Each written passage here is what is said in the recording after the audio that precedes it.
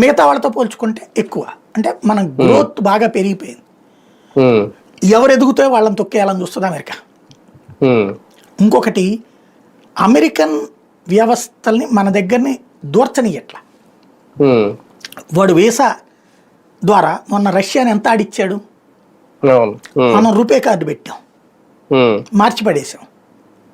అట్లాగే మన UPI transactions Google pay ఇట్లాంటి వాటి ద్వారా చేస్తాం. దాన్ని ఏం చేశాడు మోడీ, ఇండియన్ యూపీఐ ట్రాన్సాక్షన్స్ అని చెప్పాడు. అంటే నువ్వు ఏ గేట్వే అయినా సరే, ఏ కంపెనీ, ఏ దేశం కంపెనీనైనా సరే త్రూ ఇండియన్ గేట్వే ద్వారానే జరపాలని చెప్పాడు. అక్కడ అమెరికా పెత్తనం లేదనుకోండి, ఇట్లాంటి సందర్భంలో అదిగో మీకు వాటికి బ్లాక్ చేస్తున్నాం అంటది. ఒక్కసారిగా మనం ఇరుక్కుపోతాం ఫైనాన్షియల్గా. రష్యాని అట్లాగే ఏడిపించింది అది, ఈవెన్ ఆఫ్ఘనిస్తాన్ అట్లాగే ఏడిపించింది.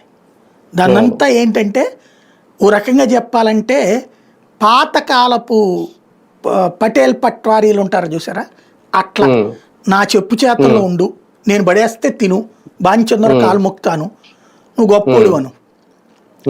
అలా కాకుండా స్వతంత్రంగా బతుకుతానంటే తొక్కేస్తాం. అందులో భాగంగా జరుగుతోంది.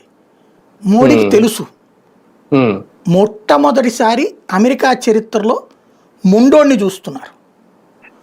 ఒక మొండోడు రాజు కంటే బలవంతుడు అంటారు, రాజే మొండోడైతే